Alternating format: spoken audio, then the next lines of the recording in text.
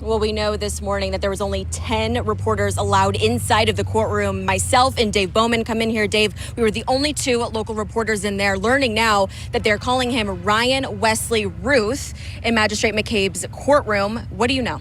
Well, what we know now is the charges. Interestingly enough, during the court case, the name Donald Trump was not mentioned, the phrase attempted assassination, just the two criminal charges. They are as follows: possession of a firearm by a prohibited person, and a convicted felon. Now, we learned today in court what some published reports have said before, that he is a convicted felon. It was not disclosed where, though published reports have said it was in the state of North Carolina. The second charge is possession of a weapon with an obliterated serial number.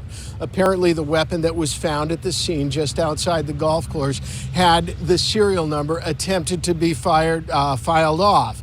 Senior law enforcement analyst, former D.C. police chief, former police commissioner of Philadelphia, Charles Ramsey. Gentlemen, Chief, you've been following this from literally the moments we were getting these first reports in of this all unfolding. As we're learning more about this man's background, they're pieces of a puzzle, pieces of a larger, bigger puzzle. What in his background sticks out to you, grabs your attention right now? Well, I mean, the fact that he was arrested and charged with possession of a weapon of mass destruction, obviously he has a criminal record. The other charges, my understanding, are relatively minor.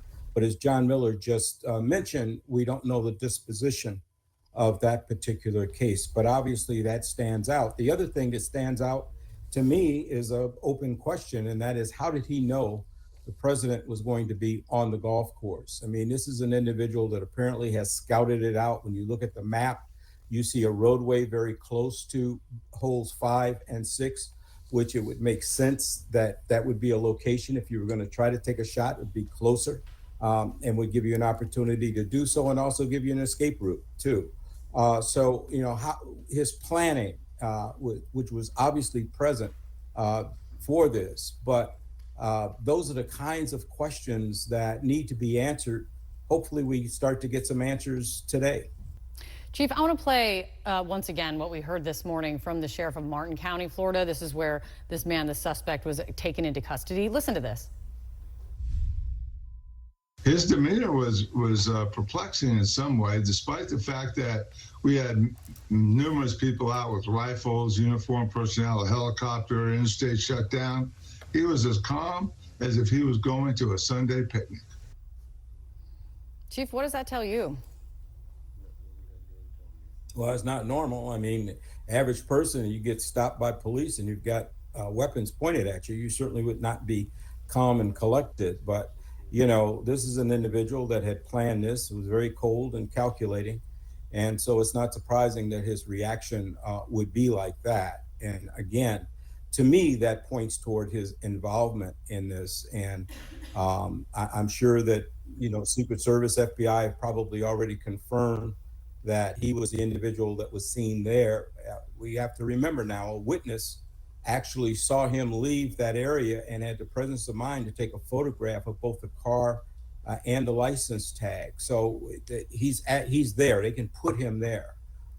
So it's pretty consistent with what we've seen so far. This event was not on any kind of public schedule, so it's not clear how this alleged lone gunman knew the former president would be playing golf today, and also at what time. How did he know that Donald Trump was going to be playing golf? How did he have access to his schedule? It's hard for me to imagine how he got within rifle range of President Trump. Not the sitting president.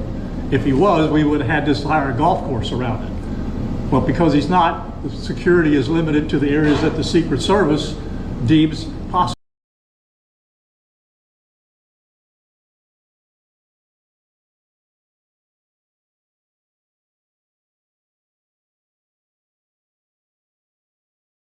To me, you know, a lot of the other conflicts are gray, but this conflict is definitely black and white. This is about good versus evil. Слава Україні!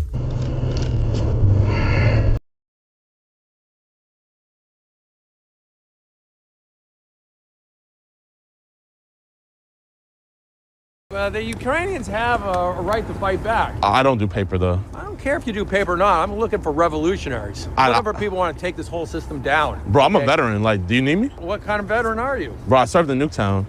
Well, I think it's better to serve and fight in the powers, fucking over the system. Bro, give me a Glock and a Hellcat. Take a look at this. Bro, but I don't do paper, though. I just told you that. Dude, Officials in Kyiv simply aren't interested in recruiting them.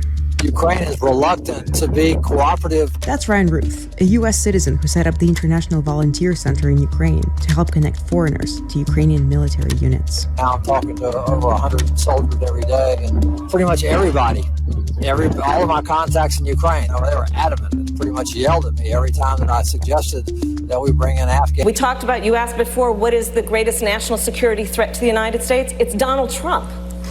And I'm going to tell you why.